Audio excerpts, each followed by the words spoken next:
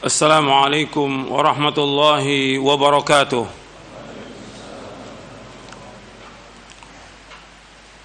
إن الحمد لله نحمده ونستعينه ونستغفره ونعوذ بالله من شرور أنفسنا ومن سيئات أعمالنا.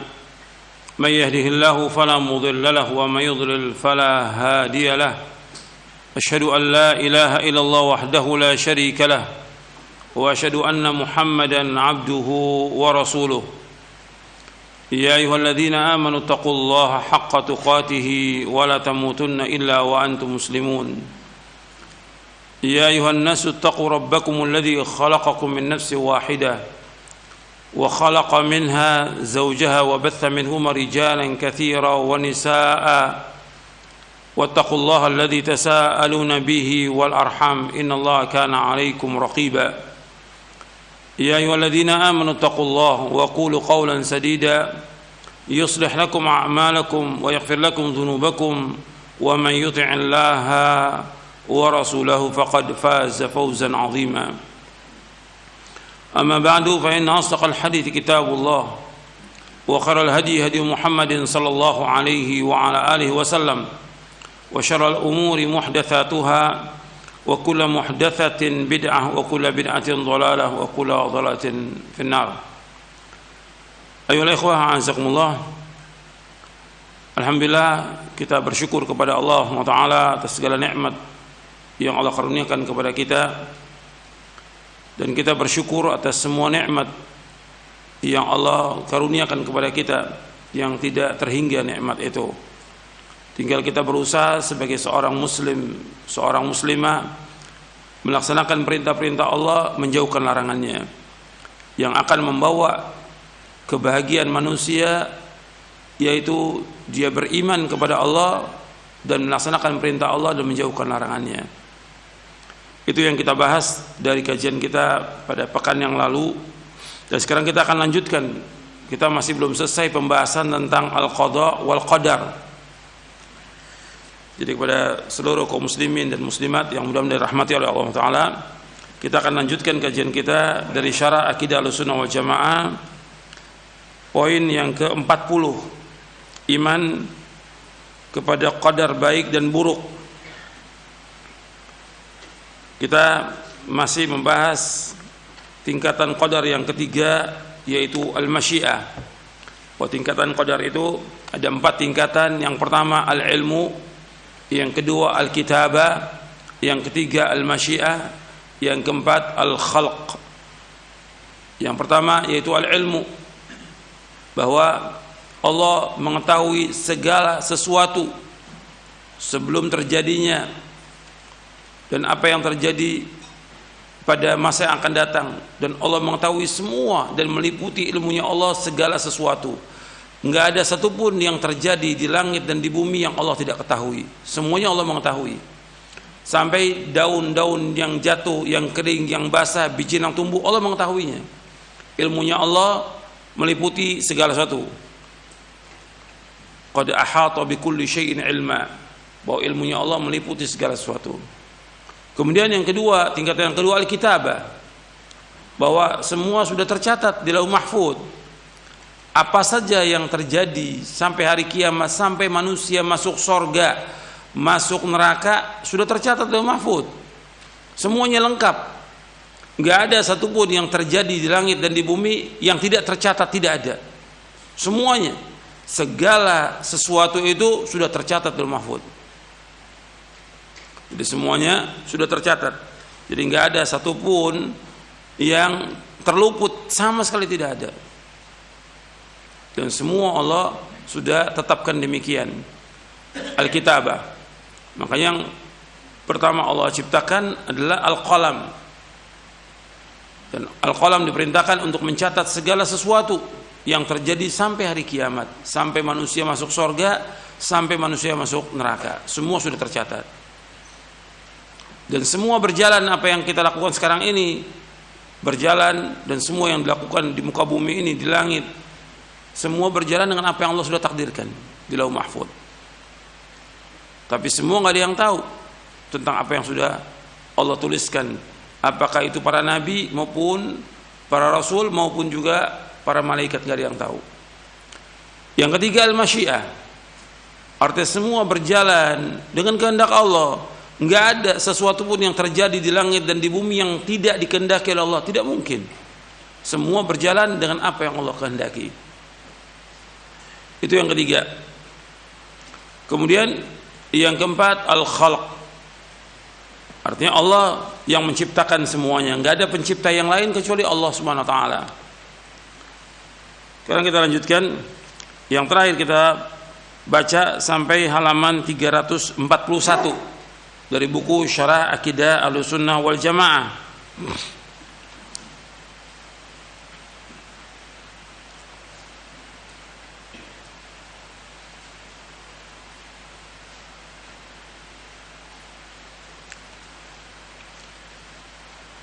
Yang terakhir kita bahas tentang masalah hidayah dan kesesatan.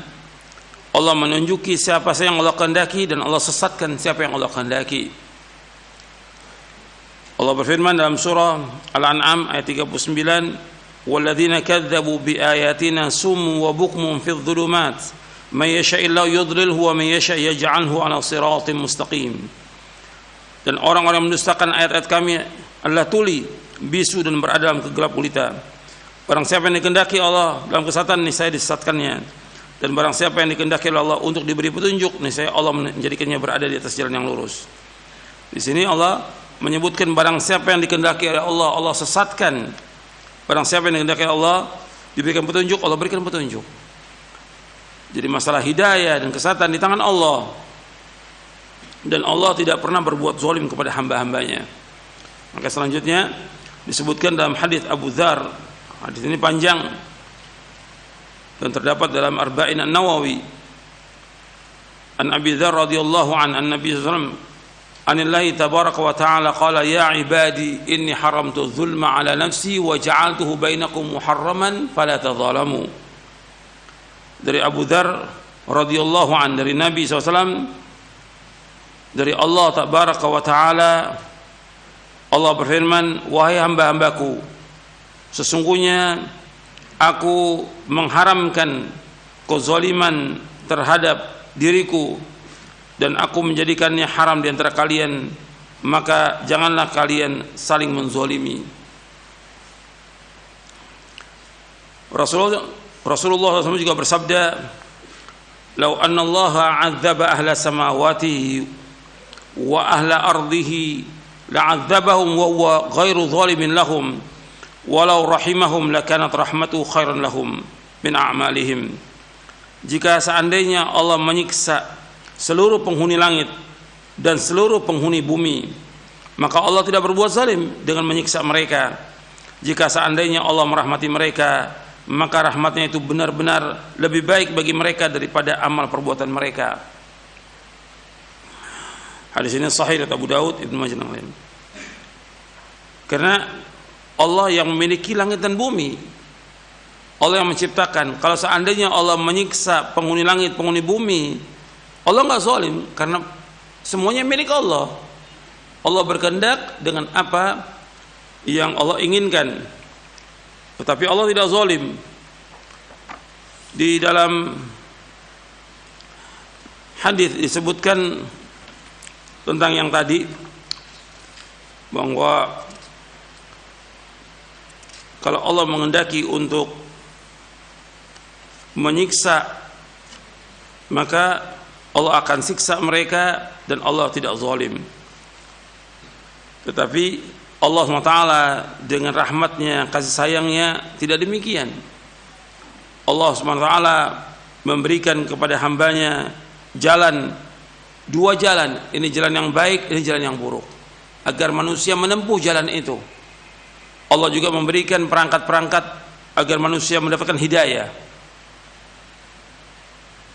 Ketika manusia ini sesat, ya pasti dia mendapatkan azab di dunia dan juga azab di akhirat. Tapi Allah enggak zalim. Allah sudah menunjuki manusia, wa hadainahun najdain fa alhamaha fujuraha wa taqwaha. Allah turunkan Al-Qur'an, Allah turunkan kitab-kitab Dan juga Allah turunkan Al-Quran, Allah kirim para rasul, Allah utus para rasul untuk menjelaskan kepada manusia, ini jalan yang baik, ini jalan yang buruk, ini yang benar, ini yang salah, ini tauhid, ini syirik, ini membawa ke surga, ini membawa ke neraka. Sudah dijelaskan oleh semua nabi dan rasul. Jadi gak ada alasan lagi nanti mereka di hari kiamat. Jadi Allah Maha kasih dan sayang kepada hamba-hambanya. Allah menunjuki mereka ke jalan yang lurus. Tetapi ada yang mau, ada yang tidak. Ada yang mau di jalan itu, ada yang tidak. Seperti Allah sebutkan tentang kaum Tsamud, wa amma Tsamudu fahadainahum fastahabbul 'ama 'alal huda. Adapun Tsamud kami sudah kasih petunjuk jalan, tapi dia enggak mau. Lebih dia memilih yang lain. Tentang hadis yang tadi, itu adalah lanjutannya. Ini merupakan wasiat para sahabat kepada para tabi'in. Jadi disebutkan oleh Ibnu Dailami. Ibnu Dailami ini Abdullah bin Fairuz Ad-Dailami. Dia seorang pembesar tabi'in. Abdullah bin Fairuz Ad-Dailami. Dia mengatakan bahwa jadi bapaknya Fairuz Dailami ini sahabat radhiyallahu an. Disebutkan bahwa dia mengatakan, aku datang kepada Ubay bin Ka'ab, lalu aku katakan kepadanya, ada suatu keraguan dalam diriku tentang masalah takdir, maka tuturkanlah kepadaku suatu hadis dengan harapan semoga Allah menghilangkan keraguan tersebut dalam hatiku. Maka Ubay bin Ka'ab mengatakan, kata Ubay, telah berkata Rasulullah SAW, "Lau anna Allah 'adzaba ahla samawati wa ahla ardihi 'adzabahum wa huwa ghairu zalimin lahum. Walau rahimahum kanat rahmatuhu khairan lahum min a'malihim. Walau anfaqta mithla Uhudin dhahaba fi sabilillah ma qabilahu Allah minka hatta tu'mina bil qadari wa ta'lama anna ma asabaka lam yakun liyukhti'ak wa ma akhta'aka lam yakun liyusibak walau mutta 'ala ghairi hadha la dakhalta an-nara." Kata Ubay bin Ka'ab, ia berkata, telah bersabda Rasulullah, seandainya Allah mengadab penduduk langit dan penduduk bumi, maka Allah mengadab mereka dan tidak menzalimi mereka. Seandainya Allah merahmati mereka, maka rahmatnya Allah lebih baik bagi mereka dibandingkan dengan amal-amal mereka.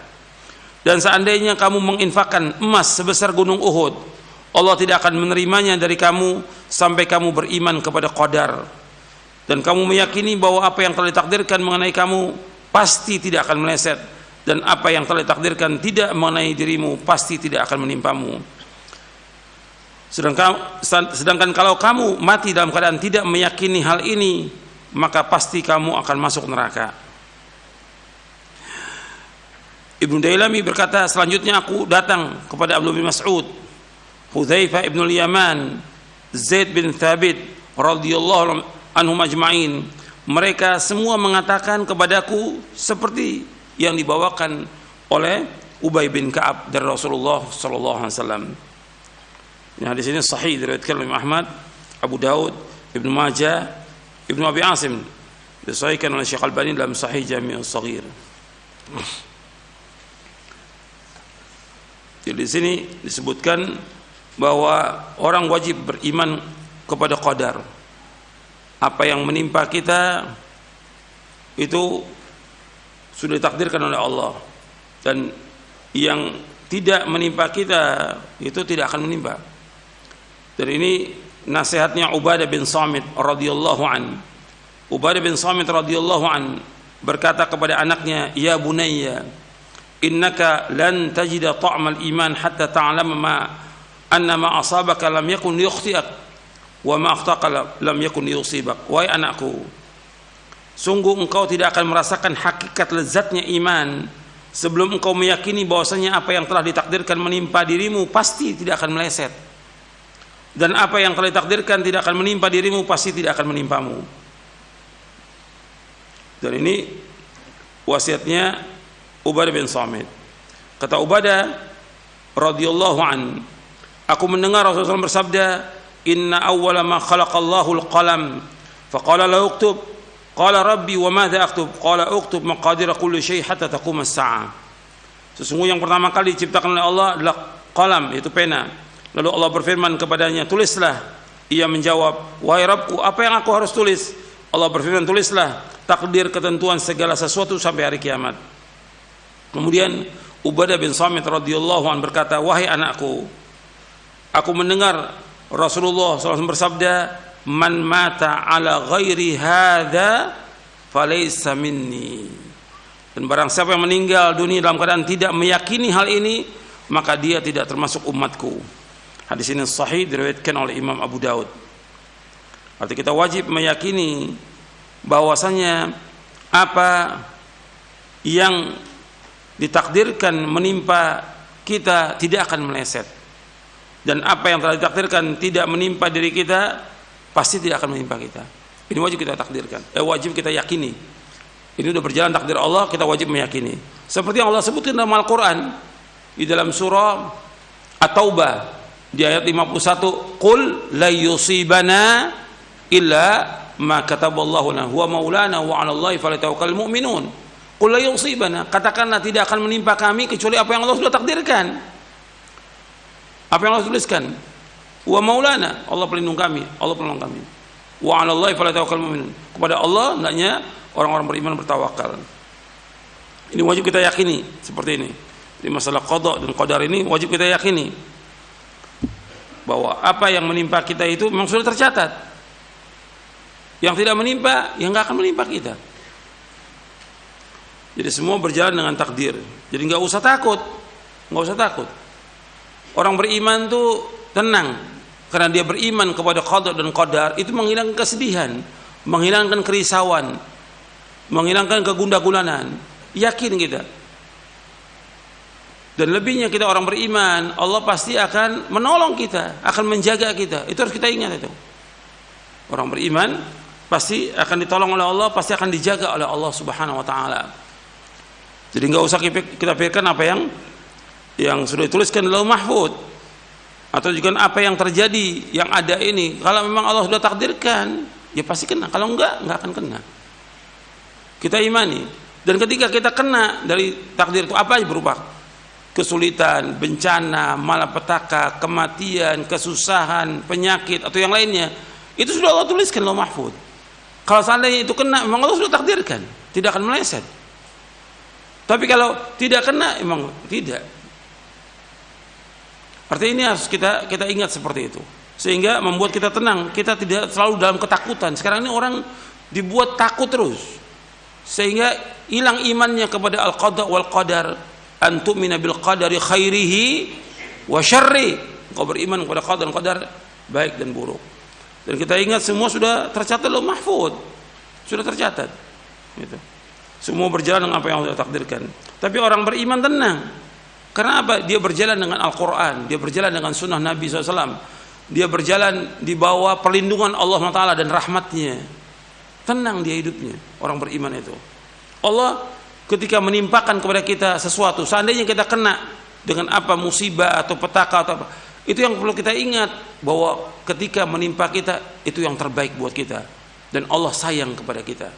Ingat, Allah sayang kepada kita. Tentunya dengan kita kena musibah atau petaka itu, kalau kita sabar dan redho, itu akan menghapuskan dosa kita, akan mengangkat derajat kita, bahkan akan memasukkan kita ke dalam surga dengan sebab itu. Itu harus kita ingat itu. Jadi orang beriman itu tenang, nggak seperti sekarang. Semua serba ketakutan, semua serba khawatir. Di mana imannya dia kepada Allah? Di mana tawakalnya kepada Allah? Di mana ilmunya dia kepada yang dia sudah pelajari tentang tauhid? Ini harus kita tanamkan, kita kuatkan ini dalam kondisi-kondisi yang seperti ini. Banyaknya petaka, banyaknya musibah, banyaknya bencana. Justru bertambah rasa takut kita kepada Allah SWT. Bertambah tawakal kita kepada Allah Ta'ala. Bertambah kita yakin bahwa yang memiliki langit dan bumi, yang mengatur semua hanya satu, yaitu Allah. Manusia nggak ada ikut campur. Dan yang menghilangkan semua bencana hanya satu, yaitu Allah Ta'ala. Yang menghilangkan semua penyakit hanya Allah. Yakin kita. Itu orang beriman. Gitu. Sehingga apa? Dia bertaubat atas semua dosa-dosanya dan kemudian dia bertambah dekat dengan Allah Taala. Bukan tambah jauh. Ini orang beriman. Jadi kita harus mengoreksi nih iman kita. Baik dia orang awam, apalagi dia penuntut ilmu, apalagi dia para dai, dia harus koreksi lagi tuh imannya dan ilmunya. Dia harus yakin kepada apa yang Allah sudah tetapkan, sehingga tenang di dalam hidup ini, nggak takut dengan apapun juga. Ini bayangkan sekarang keluar rumah takut, la haula wala quwwata illa billah. Ke masjid takut, ketemu orang takut, sampai salaman takut. Seperti ini salaman, la haula wala quwwata illa billah. Salaman menggugurkan dosa. Ini sekarang semua ditutup. Ke masjid tutup, ya bagaimana, hilang dong sedekahnya. Apa sedekahnya? Senyum, gak ada senyum dah. Semua tampangnya mujrimin, gak ada senyum, tutup semuanya. Jadi kok jadi begini seperti ini? Mesti gak seperti itu orang beriman. Dipakai pada tempat-tempat itu yang memang diwajibkan pakai, yang tidak biasa kita buka. Ini enggak senyum. Sampai sholat jenazah, sampai penguburan semua takut. Sampai selaman enggak mau. Apa? Ini ajaran siapa yang seperti ini? Ini bukan ajaran Islam seperti ini. Selaman enggak mau. La haula wala quwwata illa billah. Allahu musta'an wa alaihi tuklan wa la haula wala quwwata illa billah. Kita masuk yang keempat, al-khalq, penciptaan. Bahwa Allah Maha Pencipta atas segala sesuatu, baik yang ada maupun yang belum ada. Oleh karena itu tidak ada satu makhluk pun di bumi atau di langit melainkan Allah lah yang menciptakannya. Tiada pencipta selain Allah. Tidak ada ilah yang berhak diibadahi dengan benar melainkan hanya Allah saja. Artinya yang menciptakan segala sesuatu Allah SWT. Allah Al-Khaliq, pencipta. Allah berfirman, Allahu khaliqu kulli syai' wa huwa ala kulli syai' wakil. Allah pencipta segala sesuatu dan Allah pemelihara atas segala sesuatu. Meskipun segala sesuatu yang ada telah Allah takdirkan, akan tetapi Allah tetap memerintahkan hamba-hambanya untuk taat kepadanya. Perhatikan, saya ulangi. Meskipun segala sesuatu yang ada telah Allah takdirkan, akan tetapi Allah tetap memerintahkan hamba-hambanya untuk taat kepadanya, serta taat kepada Rasulnya sallallahu alaihi wa ala alihi wasallam, serta melarang mereka durhaka kepada Allah. Allah mencintai orang-orang yang bertakwa. Allah mencintai orang-orang yang berbuat baik. Allah mencintai orang-orang yang berlaku adil. Allah redha kepada orang-orang beriman dan beramal soleh. Akan tetapi Allah tidak mencintai orang-orang kafir. Ingat, Allah tidak mencintai orang-orang kafir. Allah tidak meredhoi orang-orang fasik. Allah tidak memerintahkan untuk berbuat keji. Allah tidak redho kepada kekafiran bagi hambanya. Dan Allah tidak menyukai kerusakan. Manusia yang benar-benar melakukan suatu perbuatan, sedangkan Allah yang menciptakan perbuatan mereka. Wallahu khalaqakum wa ma ta'malun. Allah berfirman dalam surah As-Saffat ayat 96, Wallahu khalaqakum wa ma ta'malun. Allah yang menciptakan kamu dan apa yang kamu perbuat. Manusia dan jin, ada yang mukmin, ada yang kafir, ada yang taat, ada yang maksiat, ada yang sholat, ada pula yang tidak sholat, ada yang bersyukur dan ada juga yang tidak bersyukur. Dan Allah menciptakan seperti itu. Jadi Allah huwaladzi khalaqakum faminkum kafirun wa minkum mu'min. Allah menciptakan kamu, ada yang kafir, ada yang mukmin. Allah menciptakan. Jadi Allah yang menciptakan, gak ada yang mencipta kecuali Allah. Tidak ada yang mukmin, ada yang kafir. Yang kafir, ada yang munafik. Manusia mempunyai kekuasaan atas perbuatan mereka, serta mereka pun mempunyai keinginan. Ingat di sini, meskipun semuanya Allah yang menciptakan, termasuk juga manusia, artinya keinginannya, kekuasaan Allah yang menciptakan. Tapi mereka punya kekuasaan dan punya keinginan. Seandainya mereka tidak mau melakukan sesuatu, itu keinginan mereka. Jadi Allah menciptakan perbuatan mereka, maksudnya Allah yang menciptakan semua dari manusia ini, sifatnya, keinginannya, hatinya, akalnya, semua anggota tubuhnya semua. Tapi yang melakukan perbuatan itu, ketika dia melakukan, siapa yang melakukannya? Manusia. Umpamanya sekarang ini gelas, orang minum, yang melakukan perbuatan minum ini siapa? Manusia. Kalau ini perbuatannya, ini khamr, isinya khamr, dia minum, yang salah siapa? Manusia. Dia punya kehendak, dia punya keinginan. Yang melakukan perbuatan itu dia, maka dibalas oleh Allah sesuai dengan perbuatannya. Jelas? Ya. Yang menciptakannya Allah semuanya. Ya makhluk ini enggak yang mencipta kecuali Allah. Yang menciptakan akalnya, hatinya, kehendaknya, keinginan, Allah yang menciptakan. Tapi ketika melakukan perbuatan itu, yang melakukan siapa? Manusia. Apakah itu perbuatan baik atau buruk? Ada manusia yang sholat, tapi ada juga orang yang nggak mau sholat. Ada nggak? Banyak yang nggak sholat. Allah akan azab karena dia tidak melakukan perbuatan sholat itu. Orang melakukan ketaatan, dia punya kehendak ingin melakukan ketaatan. Ada yang melakukan maksiat, dia juga punya kehendak ingin melakukan maksiat. Dia yang melakukan perbuatan itu. Jadi Allah menciptakan mereka serta menciptakan kekuasaan, kemampuan dan keinginan mereka itu. Allah berfirman, "Liman syaa'a minkum ayyastaqim wa ma tasyaa'una illa ayyasha Allahu rabbul alamin." Bagi siapa yang di antara kalian menghendaki menempuh jalan yang lurus, dan kamu tidak dapat menghendaki menempuh jalan itu kecuali apa yang dikehendaki oleh Allah Rabb semesta alam. Dalam surah At-Takwir ayat 28 29. Allah juga berfirman, "Wa ma tasyaa'una illa ayyasha Allah, innallaha kana 'aliman hakima." Dan kamu tidak mampu menempuh jalan itu kecuali apabila dikehendaki oleh Allah. Sungguh Allah Maha mengetahui dan Allah Maha bijaksana. Tingkatan dalam surah Al-Insan ayat 30. Tingkatan qadar ini diingkari oleh seluruh golongan qadariyah yang mereka disebut oleh Nabi SAW sebagai majusinya umat ini. Karena dia mengingkari tentang masalah ini. Dia menganggap bahwa manusialah yang melakukan kehendak, Allah tidak ikut campur dengan kehendaknya manusia. Jadi manusia yang menciptakan perbuatannya sendiri. Ini enggak benar. Majusi mengimani dua pencipta. Satu pencipta kebaikan, satu pencipta kejelekan. Kalau berbuat kebaikan, berarti ini Allah kehendaki. Ketika berbuat kejelekan, berarti Allah tidak kehendaki. Berarti dua pencipta di sini. Paham? Itu yang dikatakan majusi. Semua yang mereka lakukan, perbuatan baik atau perbuatan jelek, semua berjalan dengan kehendak siapa? Allah. Tapi yang melakukan perbuatan itu siapa? Manusia. Enggak ada di langit dan di bumi berjalan tanpa kehendak Allah, enggak ada. Semua berjalan dengan Allah. Tapi ketika orang melakukan itu, dia yang punya keinginan untuk melakukan itu. Dia bisa nggak tinggalkan perbuatan maksiat itu? Bisa atau tidak? Bisa. Dia punya kemampuan dan punya keinginan untuk meninggalkan maksiat. Seperti yang tadi saya sebutkan. Ini ada susu, umpamanya susu, ada khamr, ada air putih. Dia pilih khamr. Yang salah siapa? Mampu nggak dia untuk pilih susu atau air putih? Mampu nggak dia? Mampu, dan dia punya keinginan. Dia yang melakukan perbuatan itu. Gitu.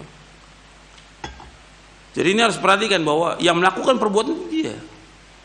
Dia panggil hayya 'alas shalah, hayya 'alas shalah. Sebagian ke masjid, yang laki-laki wajib sholat berjamaah. Sebagian dengar nggak mau ke masjid. Yang salah siapa di situ? Dia. Dia punya kehendak nggak? Punya keinginan nggak? Kalau dia tidak mau, dia yang punya kehendak tidak mau untuk ke masjid. Yang berdosa siapa? Orang itu. Jadi perhatikan itu. Dia sendiri yang melakukan perbuatan itu. Ada hidangan. Ini ada babi, ada bangkai, ada yang halal. Dia pilih yang haram. Yang salah siapa? Dia yang melakukannya. Ada yang sudah jelas istrinya halal. Ini ada tempat perzinahan. Dia jalan ke tempat perzinahan. Yang salah siapa? Dia. Dia punya kehendak dan keinginan untuk melakukan itu. Dia diazab oleh Allah, disiksa oleh Allah dengan sebab perbuatan dosanya itu. Jadi ketika Qadariyah ini mengatakan tidak, kalau untuk kejelekan, ya manusia menciptakan kejelekan itu. Tidak, tetap Allah menciptakan semuanya tapi yang melakukan perbuatan adalah manusia. Nggak ada pencipta kecuali satu, hanya Allah. Seluruhnya diciptakan oleh Allah Ta'ala. Adapun Qadariyah dikatakan sebagai majusinya umat ini karena keyakinan pendapat mereka menyerupai agama Majusi tentang adanya dua sumber, yaitu cahaya dan kegelapan. Mereka menyangka bahwa kebaikan berasal dari perbuatan cahaya, sedangkan kejelekan berasal dari kegelapan. Begitu pula Qadariyah, mereka menyandarkan kebaikan kepada Allah dan menyandarkan kejelekan kepada manusia dan syaitan. Padahal Allah menciptakan keduanya secara bersamaan. Tidak akan terjadi sesuatu dari keduanya melainkan dengan kehendak Allah. Keduanya disandarkan kepadanya tentang penciptaan dan kejadiannya, dan disandarkan kepada orang yang melakukannya sebagai perbuatan dan usaha manusia.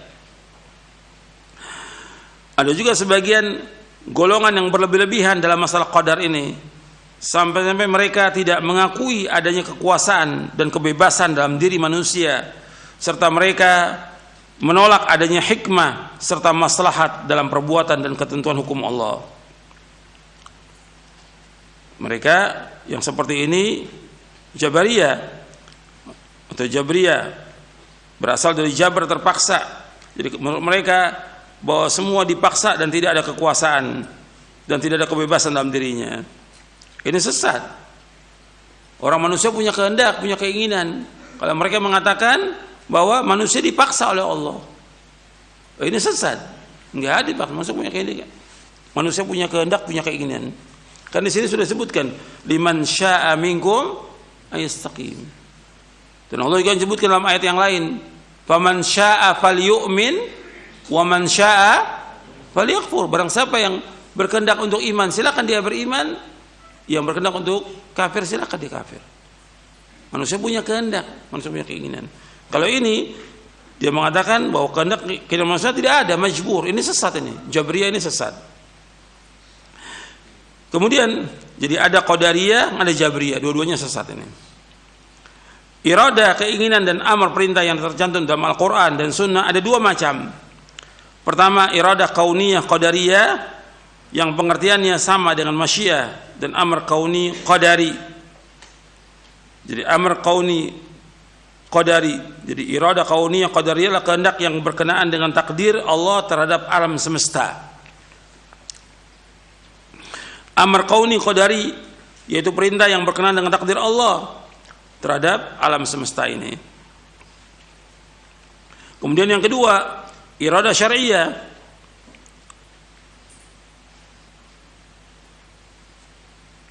Iradah syariah yang berarti takdir yang disukai dan dicintai oleh Allah, dan amr syar'i.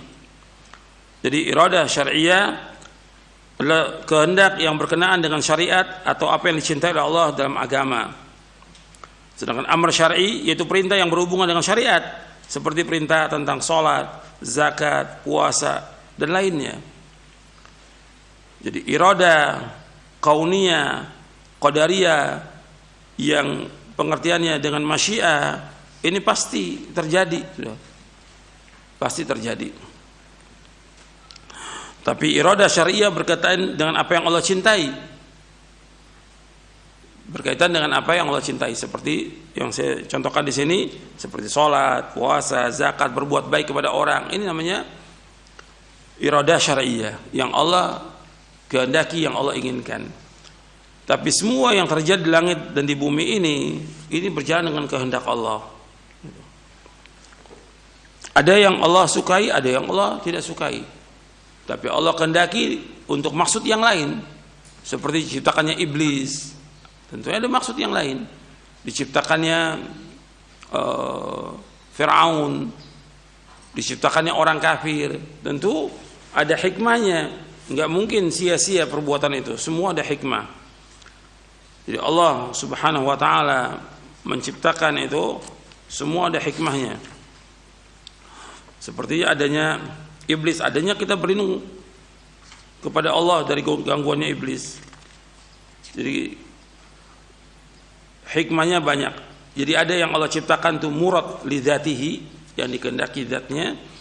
Ada juga murad li ghairihi. Nah, tentang iblis ini murad li ghairihi. Allah ciptakan tapi untuk maksud yang lain.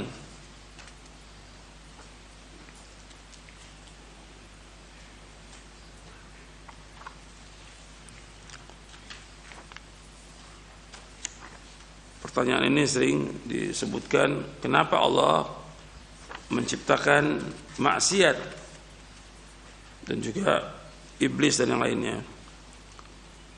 Disebutkan oleh para ulama, sebenarnya Allah ciptakan semuanya itu murad li ghairihi. Dengan adanya iblis, adanya maksiat, ada yang lain, supaya manusia ini diuji oleh Allah Ta'ala tentang imannya, dia benar atau tidak, jujur atau tidak, dan juga agar manusia bertaubat kepada Allah SWT, karena Allah menyukai orang-orang yang bertaubat. Kalau tidak ada maksiat, ya nggak ada taubat. Adanya maksiat agar manusia ini kembali kepada Allah, agar mereka bertaubat kepada Allah Ta'ala. Kemudian juga dengan Allah ciptakannya ada maksiat segala macam, sehingga seorang hamba mengetahui bagaimana Allah menjaga dia, merahmati dia, sayang kepada dia. Kemudian juga dengan itu bagaimana dia takut atau tidak kepada Allah Ta'ala. Dan masih banyak lagi yang lain yang disebutkan oleh para ulama, puluhan hikmah yang disebutkan dengan adanya iblis, adanya maksiat, ada yang lain. Tentunya Allah ciptakan dengan tujuan yang lain.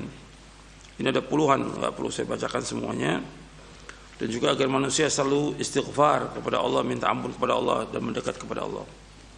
Ikhwani fiddin, azakumullah. Kita lanjutkan, ini belum selesai. Ahlussunnah menetapkan bahwa makhluk dengan segala tingkah lakunya adalah ciptaan Allah. Hanya Allah yang Maha Pencipta. Allah yang menciptakan tingkah laku dan perbuatan mereka. Makhluk mempunyai keinginan kehendak, tetapi keinginan kehendaknya itu mengikuti keinginan kehendak Al-Khaliq, yaitu Allah. Ahlussunnah menetapkan bahwanya segala yang diperbuat Allah ada hikmahnya, dan segala usaha akan membawa hasil atas kehendak Allah Jalla Jalaluh. Berdalih dengan takdir boleh dilakukan terhadap musibah dan cobaan. Berdalih dengan takdir boleh dilakukan terhadap musibah dan cobaan. Namun tidak boleh sekali-kali berdalih dengan takdir atas perbuatan dosa dan maksiat. Jadi berdalih dengan takdir boleh lakukan terhadap musibah. Umpamanya seperti sekarang adanya banjir, adanya gunung meletus, adanya longsor, kita katakan ini musibah. Atau orang yang lahir dengan cacat, kita katakan musibah. Tapi nggak boleh orang berdalih dengan takdir dan perbuatan dosa maksiat. Umpamanya dia nggak sholat, takdir Allah. Nggak boleh. Dia mencuri, takdir Allah. Dia nggak pakai jilbab, takdir Allah. Nggak boleh. Atau dia berbuat maksiat yang lain, takdir Allah. Nggak boleh. Justru ketika dia berbuat dosa dan maksiat, kewajiban dia apa? Kewajiban apa? Taubat kepada Allah. Maka saya sebutkan di sini, orang-orang yang berbuat dosa dan maksiat wajib bertaubat dari perbuatan mereka yang tercela. Bukan bersandar dengan takdir, tapi wajib mereka bertaubat kepada Allah. Bersandar kepada usaha saja termasuk syirik. Bersandar kepada usaha saja termasuk syirik dalam tauhid. Artinya dia bersandar kepada usaha. Tetap usaha yang dilakukan tidak lepas dari apa? Dari apa? Kehendak Allah, tidak lepas daripada pertolongan Allah. Ketika dia dengan usaha dia saja menafikan kehendak Allah, ini syirik. Ya. Sedangkan meninggalkan usaha sama sekali berarti menolak ajaran agama. Tetap harus kita berusaha. Nggak bisa kita diam aja. Berusaha. Orang yang mendapatkan kebaikan, ingin mendapatkan sorga, ya harus usaha dia harus belajar, dia harus bersungguh-sungguh belajar, dia harus mengamalkan agama Islam, dia harus taat, menjauhkan maksiat, harus ada usaha. Jadi orang meninggalkan usaha sama sekali berarti dia menolak ajaran agama. Pendapat yang menyatakan bahwa usaha tidak ada pengaruh dan hasilnya merupakan pendapat yang bertentangan dengan ajaran agama dan akal. Sebab tawakal kepada Allah Subhanahu wa taala tidak berarti meninggalkan usaha. Tetap dia harus tawakal kepada Allah, tapi juga harus usaha dan mengambil sebab. Imam Abu Ja'far At-Tahawi rahimahullah yang wafat tahun 321 Hijriah, dia berkata, takdir adalah rahasia Allah yang tidak dapat diketahui oleh hambanya. tidak dapat disediki baik oleh malaikat yang dekat dengannya, dengan Allah, ataupun nabi yang diutus oleh Allah. Memberat-beratkan diri untuk menyelidiki hal itu adalah jalan menuju kehinaan, terhalangnya ilmu dan membawa kepada sikap melewati batas dan penyelewengan. Waspada dan berhati-hatilah terhadap seluruh pendapat, pemikiran dan bisikan-bisikan yang jelek tentang takdir tersebut. Sesungguhnya Allah Jalla Jalalu telah menutup ilmu tentang takdirnya agar tidak diketahui oleh makhluknya dan melarang mereka untuk mencoba menggapainya, sebagaimana Allah berfirman dalam surah Al-Anbiya ayat 23, la yus'alu amma yaf'alu wa hum yus'alun. Dan Allah tidak ditanya tentang apa yang dikerjakan, tetapi mereka yang akan ditanya. Barang siapa yang bertanya kenapa Allah melakukannya, kenapa Allah berbuat begini, maka sungguh ia telah menolak hukum dari Al-Quran. Dan barang siapa yang menolak hukum Al-Quran, maka ia termasuk orang kafir. Jadi nggak boleh bertanya kenapa Allah ciptakan ini, kenapa Allah berbuat begini, kenapa Allah takdirkan begini, nggak boleh bertanya. Kita wajib mengimani semuanya. Manusia tidak boleh bertanya mengapa Allah berbuat begini, kenapa Allah takdirkan begini dan begitu. Kewajiban manusia mengimani takdir yang baik dan buruk, dan wajib mereka mengamalkan apa yang diperintahkan oleh Allah Subhanahu wa ta'ala dan Rasulnya SAW, dan menjauhi larangannya. Manusia akan ditanya tentang apa yang mereka amalkan. Allah berfirman dalam surah Al-Hijr ayat 92-93, "Fawarabbika lanas'alannahum ajma'in amma kanu ya'malun." Maka demi Rabbmu, kami pasti akan menanyai mereka semua tentang apa yang telah mereka kerjakan dahulu. Kewajiban seorang mukmin adalah beriman kepada takdir baik dan buruk, dan wajib beramal sesuai syariat Nabi Muhammad SAW. Perhatikan tuh, ini ada 2 poin. Perhatikan di sini. Kewajiban seorang mukmin adalah beriman kepada takdir baik dan buruk. Itu yang pertama. Yang kedua, wajib seorang mukmin beramal sesuai syariat Nabi Muhammad SAW. Ini 2 poin penting ini.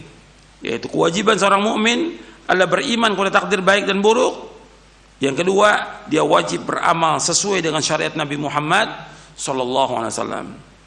Rasulullah bersabda, "I'malu fakullun muyassarun lima khuliqa lahu." Beramallah kalian karena semua sudah dimudahkan menurut apa yang Allah ciptakan baginya. Kewajiban kita mengamalkan. Dan Nabi menjelaskan ini, hadis ini sahih dari Bukhari, Muslim dan sahabat Ali bin Abi Thalib, ketika ada orang bertanya kepada Nabi SAW, kita ini sekarang melakukan perbuatan ini, menurut yang kita lakukan sekarang ini baru Allah takdirkan, atau kita beramal sekarang ini melaksanakan apa yang Allah sudah tulis di Lauh Mahfuz? Kata Nabi, kita sekarang ini melakukan apa saja amal ini dan perbuatan ini Allah sudah tulis di Lauh Mahfuz. Lantas buat apa kita beramal? Nabi memberikan jalan kepada mereka, yaitu kata Nabi SAW, "I'malu faqul muyassarun lima khuliqa lahu." Beramal kalian karena semua sudah dimudahkan menurut apa yang Allah sudah takdirkan baginya. Jadi kewajiban kita yang pertama apa? Kewajiban kita yang pertama apa? Iman. Yang kedua, beramal. Itu yang penting. Tentang memikirkan apa yang ditakdirkan, itu tidak boleh, dan kita nggak akan mampu. Seperti yang disebutkan tadi oleh Imam Abu Ja'far At-Tahawi rahimahullah. Akal kita nggak mampu. Makanya disebutkan dalam hadis Nabi SAW yang sahih, yang diriwayatkan oleh Imam Tabrani dalam Mu'jamul Kabir dari sahabat Abdullah bin Mas'ud radhiyallahu an. Nabi bersabda sallallahu alaihi wasallam, "Idza dzukira ashabi fa'amsiku, wa idza dzukira an-nujumu fa'amsiku, wa idza dzukira al-qadaru fa'amsiku."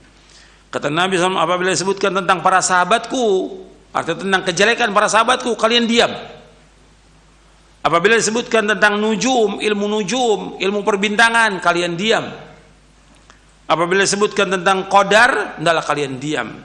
Hadis ini disahihkan oleh Syekh Albani rahimahullah dalam kitabnya Sahih Jami' Shaghir dan silsilah ahadits as-sahihah di juz yang pertama. Hadis ini diriwayatkan oleh Imam Tabrani dalam Mu'jamul Kabir dari sahabat Mas'ud, dan juga diriwayatkan oleh yang lainnya dari sahabat Ibnu Umar. Ya, Nabi bersabda SAW, apabila disebutkan para sahabatku, kalian diam. Kalau disebutkan tentang kejelekan sahabat, diam. Nggak boleh membicarakan kejelekan sahabat, tapi membicarakan kebaikannya boleh atau tidak? Boleh kebaikannya. Maka ditulis dalam kitab-kitab, apakah Sahih Bukhari, Muslim atau yang lain, tentang manaqib para sahabat, tentang fadailus sahabah. Sampai Imam Ahmad juga punya kitab tentang fadailus sahabah, keutamaan para sahabat. Sebutkan kebaikannya, tapi disebutkan kejelekannya nggak boleh. Mau terjadi peperangan antara sahabat, kita jelekan sahabat, nggak boleh sama sekali, nggak boleh. Itu. Dan dosanya dosa besar, apalagi sampai mencaci maki seperti Syiah laknatullah alaihim, yang mereka mencaci maki para sahabat. Berat hukumannya, di dunia berat, di akhirat berat itu. Karena itu termasuk dosa besar, yang besar, mencaci maki para sahabat. Disebut para sahabat, kalian diam. Disebutkan tentang ilmu nujum, kalian diam. Artinya orang-orang jahiliyah itu biasa mengkaitkan apa yang terjadi, hujan atau petaka atau keberuntungan, dengan bintang. Bintang nggak punya urusan. Yang punya itu siapa? Allah yang mengatur alam semesta. Kok dikaitkan dengan bintang? Oh, ini karena bintang ini terjadi begini. Ini karena bintang ini terjadi begini. Sampai berkaitan dengan nasib manusia. Sampai manusia tulis nasibnya dengan bintang. La haula wala quwwata billah. Yang menentukan nasib itu bukan bintang, siapa? Allah. Kok ditulis tuh? Ya, bintangnya ini tulis oleh dia.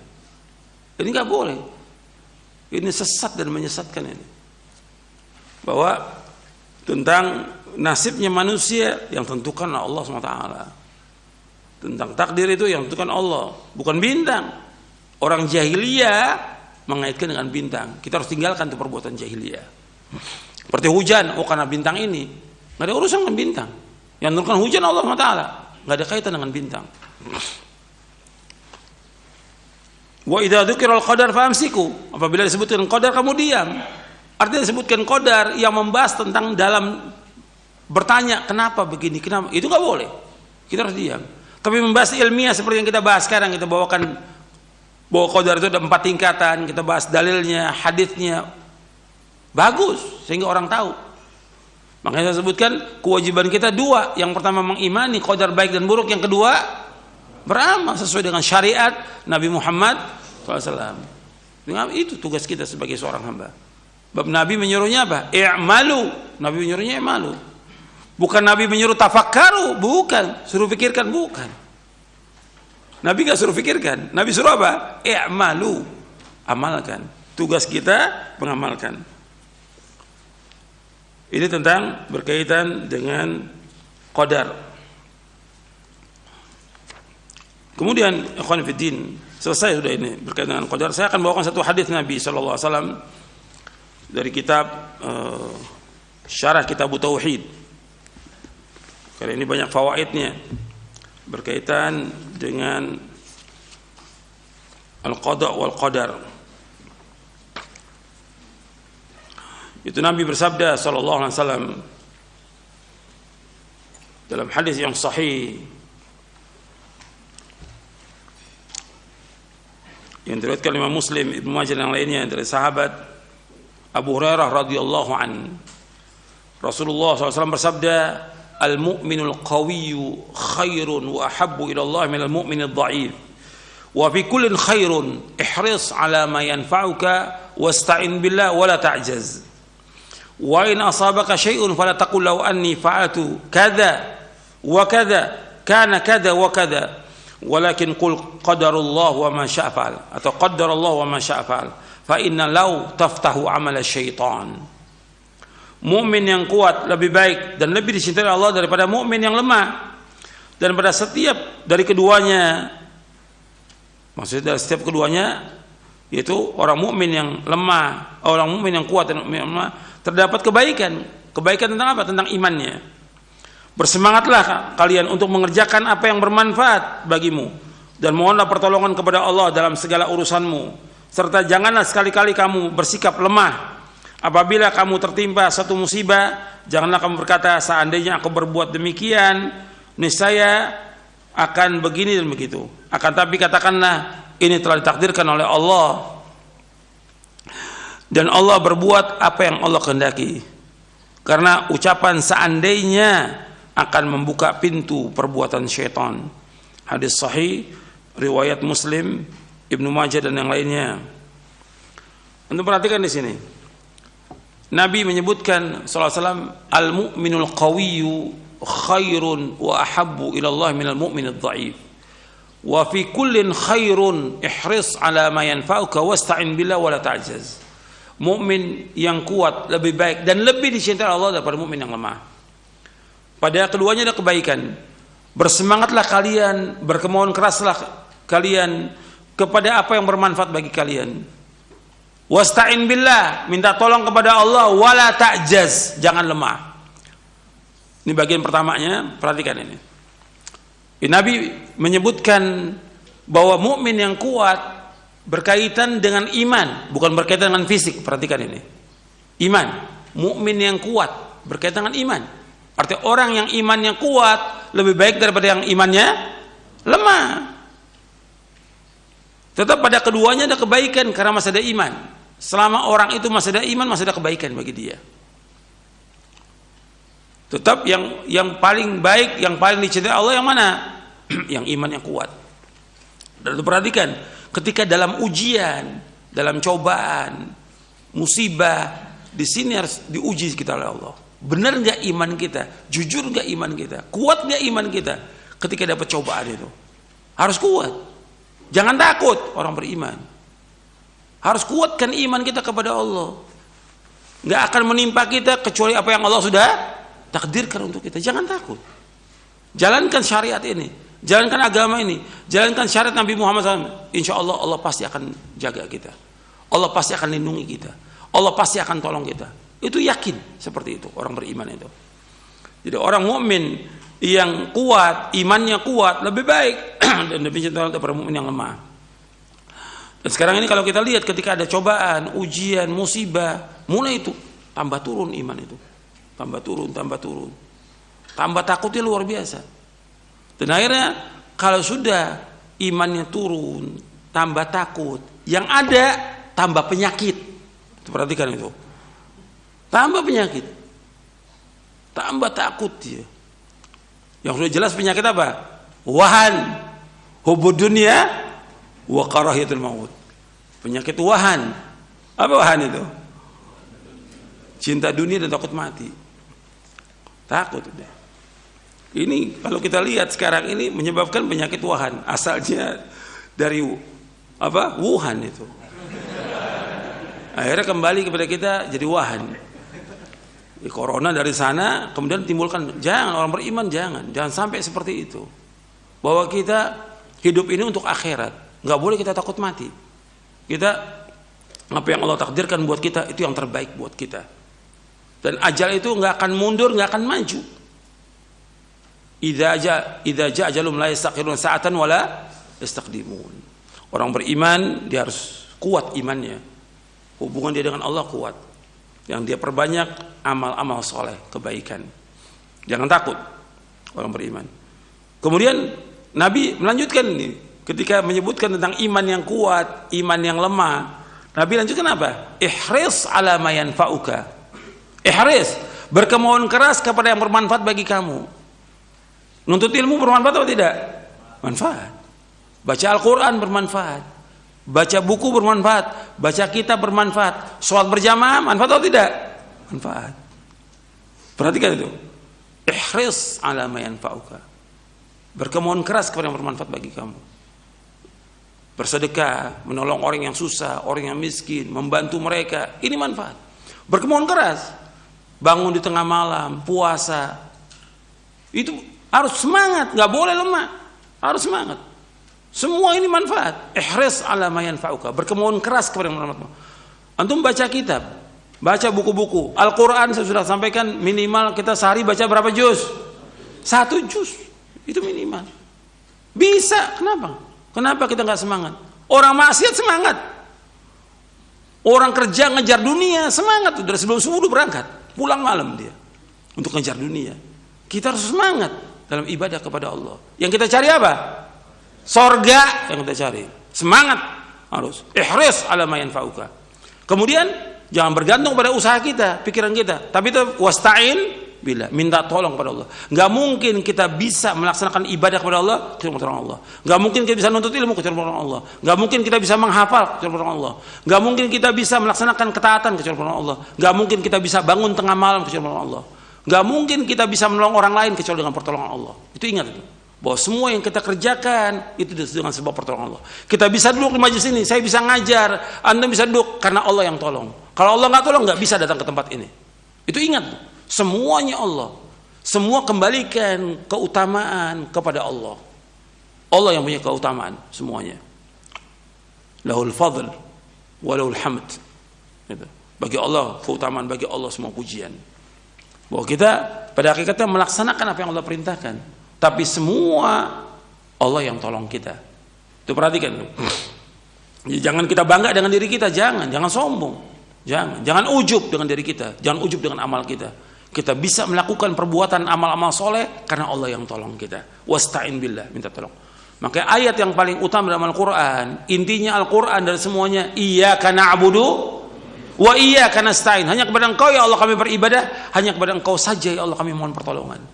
Hanya kepada Allah kita ibadah hanya kepada Allah, dan kita minta tolong hanya kepada Allah, nggak ada yang lain. Jangan minta tolong kepada makhluk, jangan minta tolong kepada Allah, dan jangan minta-minta kepada manusia.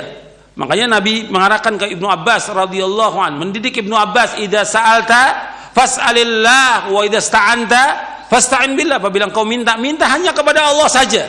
Apabila engkau minta tolong hanya kepada Allah. Ini orang beriman.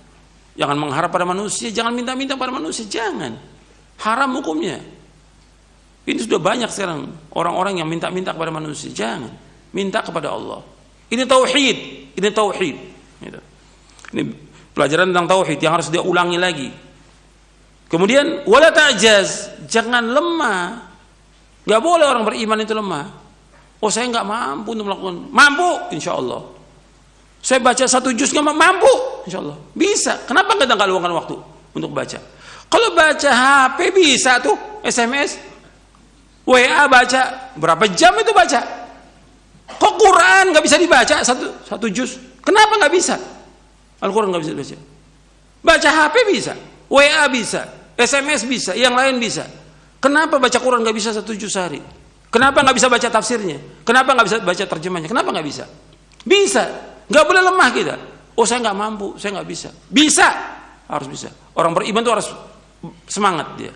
Nggak boleh lemah. Orang beriman tidak boleh lemah. Nggak boleh malas. Karena Nabi berlindung pada Allah. Allahumma inni a'udzubika minal ajzi wal kasali wal jubni wal bukhli wal harami wa adzabil qabr. Allahumma ati nafsi taqwaha wa zakkiha anta khairu man zakkaha anta wali wa maulaha. Allahumma inni a'udzubika min ilmin la yanfa' wa min qalbin la yakhsha' wa min nafsin la tashba' wa min da'watin la yustajab.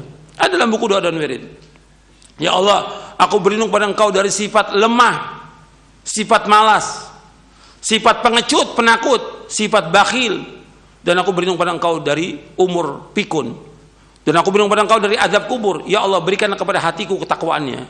Bersihkan hatiku ya Allah, karena Engkaulah yang dapat membersihkannya. Engkaulah penolongnya, Engkaulah pelindungnya. Ya Allah, aku berlindung pada Engkau dari ilmu yang tidak bermanfaat, dari hati yang tidak pernah khusyuk, dari nafsu yang tidak pernah puas, dan dari doa yang tidak dikabulkan.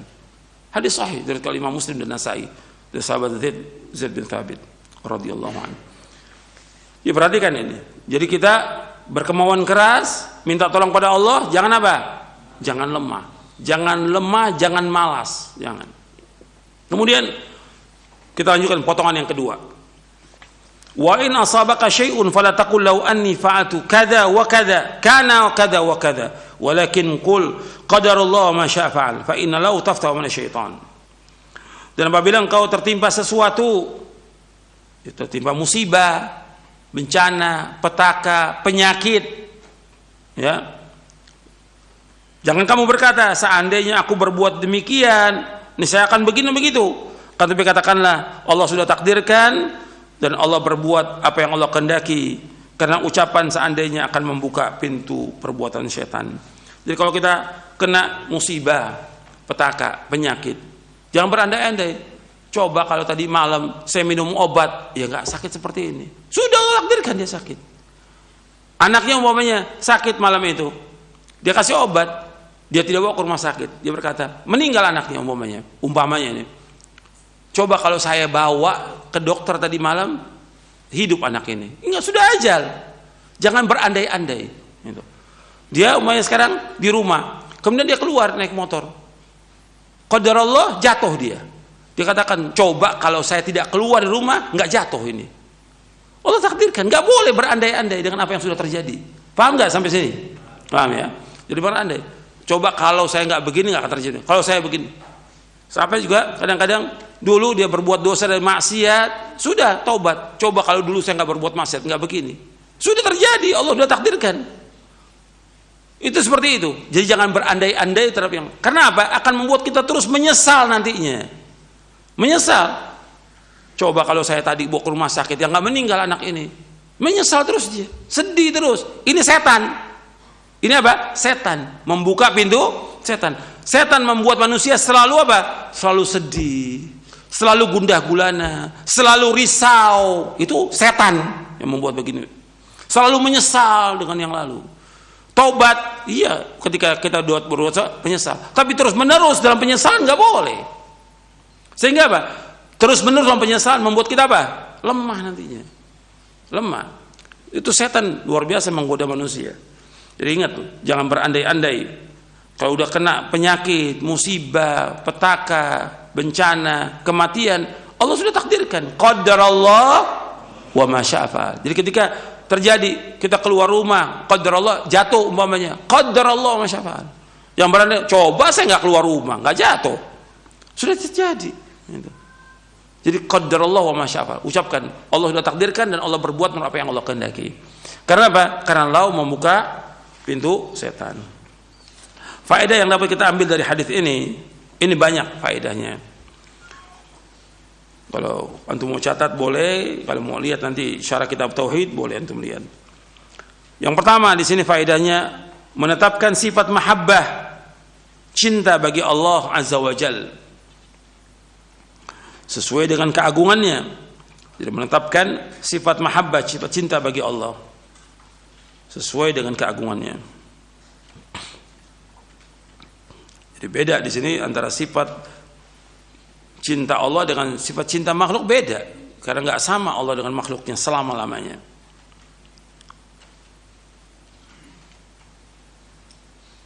Kemudian yang kedua, bahwa kecintaan Allah kepada kaum mukminin itu bertingkat-tingkat dan berbeda-beda. Cinta Allah kepada kaum mukminin itu bertingkat-tingkat dan berbeda-beda.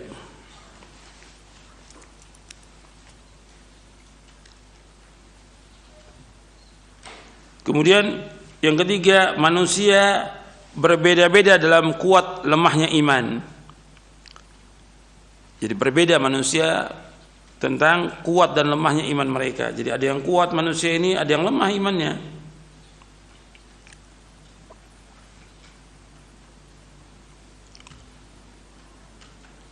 Yang keempat, iman adalah perkataan dan perbuatan. Iman adalah perkataan dan perbuatan. Bertambah dengan ketaatan dan berkurang dengan sebab perbuatan dosa dan maksiat.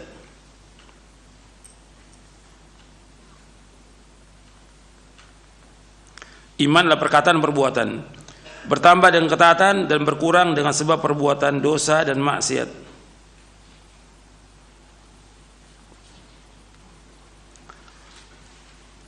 Yang kelima, seorang mukmin hendaknya berusaha untuk mencapai derajat iman yang kuat. Seorang mukmin hendaknya berusaha untuk mencapai derajat keimanan yang kuat. Jadi harus ada usaha dia. Karena Allah mencintai iman yang kuat, dia harus usaha. Seorang mukmin hendaknya berusaha mencapai derajat keimanan yang kuat. Yang keenam, kuat dan lemahnya iman itu tergantung kepada usaha seseorang dalam berjihad melawan hawa nafsunya dalam menjaga ketaatan kepada Allah. Kuat dan lemahnya iman itu tergantung kepada usaha seseorang dalam berjihad melawan hawa nafsunya dalam menjaga ketaatan kepada Allah.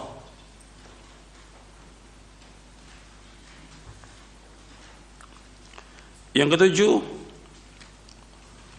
wajib atas orang beriman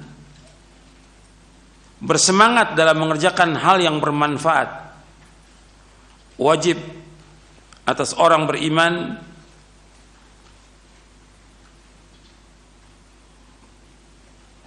bersemangat dalam mengerjakan hal yang bermanfaat dengan minta tolong kepada Allah. Dengan minta tolong kepada Allah.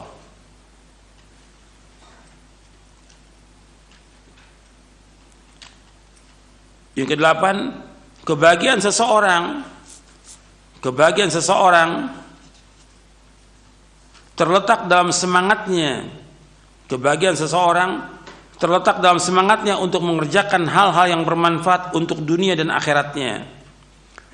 Kebahagiaan seseorang terletak dalam semangatnya untuk mengerjakan hal-hal yang bermanfaat untuk dunia dan akhiratnya.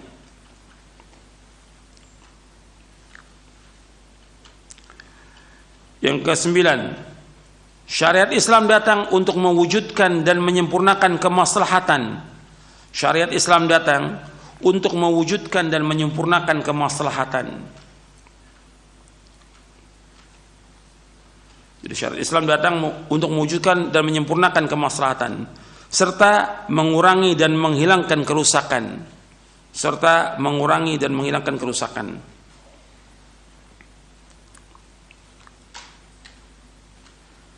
Yang ke-10, tidak pantas bagi seorang yang berakal mengerahkan usahanya untuk hal-hal yang tidak bermanfaat. Tidak pantas bagi seorang yang berakal mengerahkan usahanya untuk hal-hal yang tidak bermanfaat. Jadi ini untuk yang ke-10 saya jelaskan sedikit aja. Orang yang berakal nggak boleh dia mengerahkan usaha atau pikirannya, tenaganya untuk hal yang nggak bermanfaat.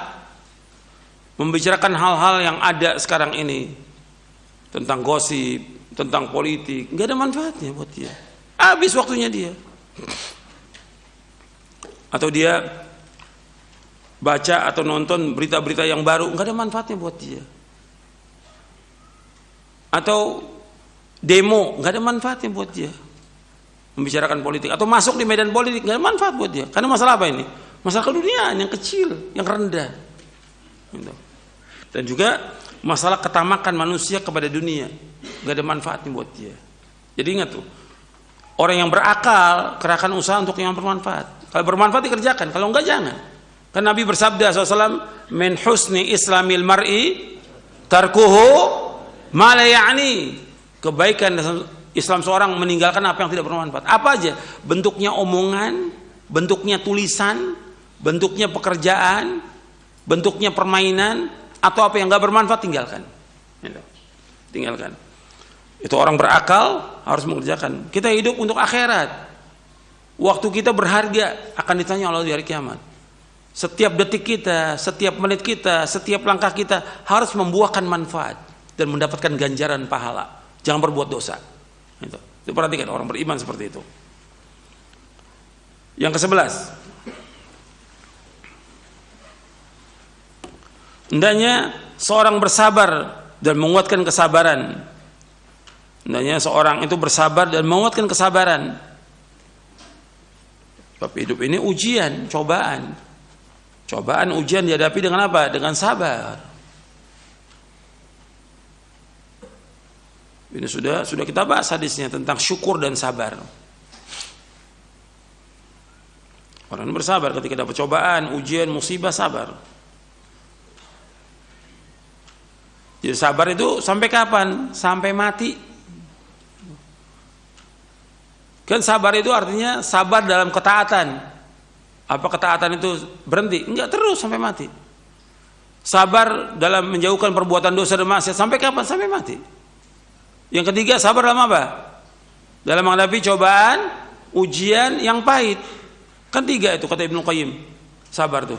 Sabar dalam ketaatan. Taat kan terus sampai mati. Allah berfirman kepada Nabi Muhammad SAW di akhir surah Al-Hijr, wa'bud rabbaka hatta ya'tiyakal. Beribadah kepada Allah sampai datang kepada kamu al-yakin al-maut, sampai mati. Ibadah itu, taat itu sampai mati. Yang kedua, menjauhkan dosa maksiat terus sampai kita mati. Sabar dalam menjauhkan dosa maksiat. Yang ketiga, sabar dalam menghadapi cobaan, ujian, musibah yang pahit ini. Harus sabar. Kemudian yang ke-12. Dan Allah sebutkan tentang sabar ini dalam surah Ali Imran ayat yang terakhir, ayat 200. Ya ayyuhalladzina amanu sabiru wa sabiru wa rabitu wa taqullaha lakum tuflihun. Yang ke-12, penyesalan terhadap sesuatu yang telah terluput tidak akan dapat mengembalikannya. Penyesalan terhadap sesuatu yang telah terluput tidak akan dapat mengembalikannya. Jadi kita menyesal dengan apa yang dulu, yang berlalu, nggak manfaat. Yang ke-13, penyesalan atas sesuatu yang luput termasuk jeratan setan. Penyesalan atas sesuatu yang luput termasuk jeratan setan. Penyesalan atas sesuatu yang terluput adalah termasuk jeratan setan. Yang ke-14, seorang muslim yang ditimpa sesuatu yang ia tidak sukai, seorang muslim yang ditimpa sesuatu yang tidak disukai, maka hendaklah dia mengatakan qadarullah wa ma syaa fa'al, atau qadarullah wa ma syaa fa'al. Ini Allah sudah takdirkan dan Allah berbuat apa yang Allah kehendaki.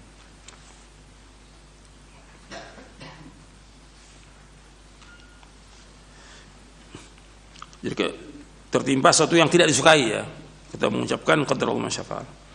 Yang ke-15, wajib beriman kepada qada dan qadar, baik dan buruk. Ini penekanannya penting supaya kita ingat terus tuh, bahwa beriman kepada qadar itu rukun iman yang ke-6 dan 2. Al-qada wal qadar, antum min bil qadari khairihi wa syarrih. Bukan yang baik, yang buruk juga kita imani. Yang ke-16, bahwa setan mempunyai pengaruh terhadap manusia.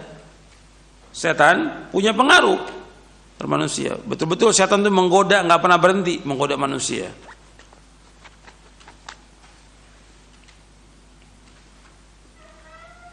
Kemudian yang ke-17, menetapkan adanya masyiah bagi Allah. Qadarallahu wa ma syaa fa'al. Yang ke-17, menetapkan adanya masyiah bagi Allah SWT.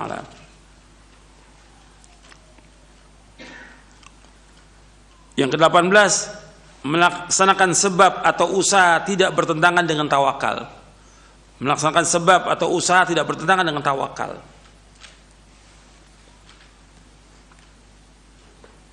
Jadi orang umumnya sakit, dia terus mengharap kesembuhan dari Allah, tapi dia harus ada usaha. Sebab untuk sembuh bagaimana? Untuk sembuh gimana kalau sakit? Ya berobat. Jadi ada usaha, ada sebab yang dilakukan. Dan itu tidak bertentangan dengan tawakal. Tetap dia tawakal kepada Allah, tapi harus ada usaha supaya dia bisa sembuh. Dia tidak paham tentang agama, dia harus apa? Belajar. Di samping dia tetap meminta kepada Allah agar diberikan ilmu yang bermanfaat. Dan seterusnya begitu. Ya, sampai sini dulu kajian kita, mudah-mudahan bermanfaat. Kurang lebihnya saya mohon maaf. Wassalamualaikum warahmatullahi wabarakatuh. Subhanakallah bihamdik asyhadu an la ilaha illa anta astaghfiruka wa atubu ilaik. Assalamualaikum warahmatullahi wabarakatuh.